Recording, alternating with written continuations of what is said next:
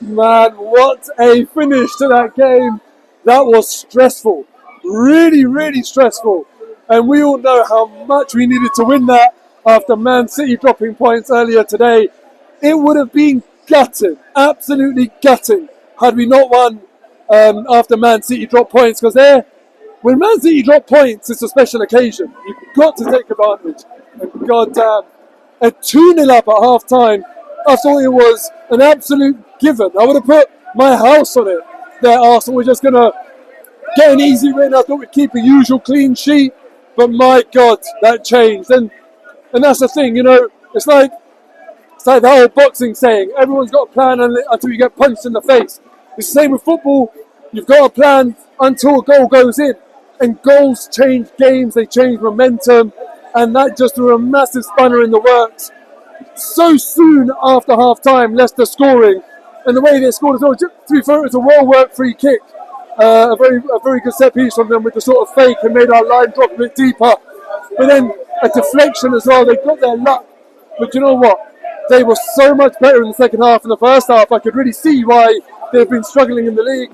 Second half was a lot better from them. And Arsenal, to be fair, I don't think we responded. We sort of, obviously, like I've said, goals change games, but we didn't really manage to rein them in. One thing before I forget as well, Nwaneri, I said last time, he's special, he's a young Cesc, and I cannot wait. Like I said it last time as well, I just love watching him. All I want to do is watch that young Cesc on the ball, because just the way he plays the game, he came in, really tried to make an impact, and I think he actually sort of quickened the tempo for us. Even though, it wasn't him that got the goal, but he quickened the tempo when he came on, and I thought he did really, really well. Absolutely fearless. You look at him and you think to yourself, he's just looking at the opposition thinking, I can take all 10 of you lot on. And I reckon he can. He's just such a good player. Now, Leo Trossard, man. Let's talk about Leandro Trossard. Time and time again, I end up saying he is the best instinctive finisher at our club. Unbelievable finisher. And when that ball drops, you just want it to drop to him. Always happens to be in the right place at the right time. Always manages to make a difference. And you know what? I'm glad that he's sort of getting his chance to be a starter as well, because he does always make a difference. And a player like him, in a way, is too good to be on the bench. Talking about another player in his position is Gabriel Martinelli, and he needed a goal today. I was a bit disappointed that against Bolton he wasn't given the start, because I thought that was a perfect game for him to sort of get himself back in the groove. But hey, look, Mikel Arteta knows, man. What can you say? More often than not, Arteta gets it right. And Martinelli today, a goal, an assist. I thought he did really, really well, and I'm so happy to see that, because we're going to need every single one of our players to perform this season if we really, really want to try and get a league under our belt. And Martinelli's going to have to be a big player. He didn't have a good season last season, so I need him to step up and show us what he's got this season. For me as well, Martinelli is one of those players where, in the way Arsenal play, we're such a system-based team. You don't often have a player that does, the sort of outrageous stuff that an Henry used to do, for example. But Martinelli's got that in his locker. I feel like we've almost coached that out of him at times, because he has to work in the limitations, or the structure. I shouldn't say limitations because it's such a good system, but the structure of the Arteta system. But Martinelli has got that magic in him, where at any moment he can just leave someone for dead or do something special. And we need a confident Gabriel Martinelli if we really, really want to win the league this season. So it's great news that he got a goal and assist, and hopefully when we see him play next, he's going to be he's back to his usual self, more wind in his sails and stuff.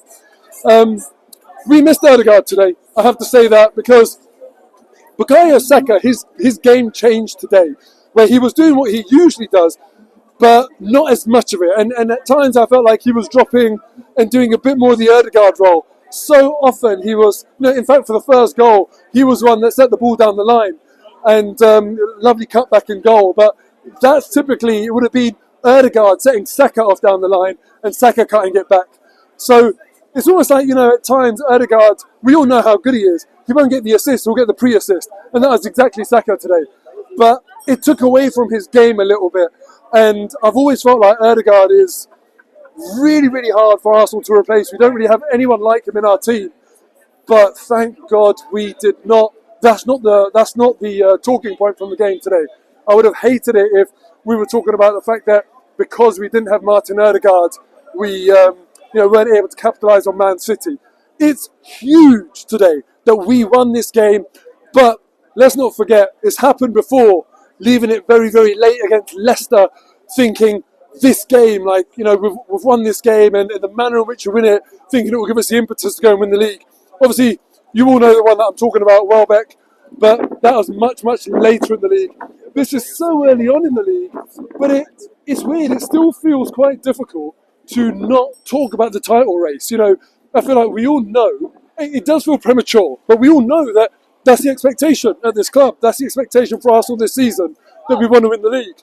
So when games like this, when you win it in that manner, and especially when Man City drop points, it's hard not to sort of start talking about that. Anyway, breathe. We've got a lot of home games coming up, and it was very important that we start off this run of home games. I can't remember exactly. I think it might be 6 home games and 7 or something like that. I'll have to look into it. But it would have been really, really annoying because I'm sort of looking towards the end of that run of a lot of home games, having done like 3 away games recently, and I'm thinking, by the time that run's over, we should be in a really, really good position. And, you have to go and get off to a good start in that. And today looked dodgy. I really could not believe that Leicester came back the way they did.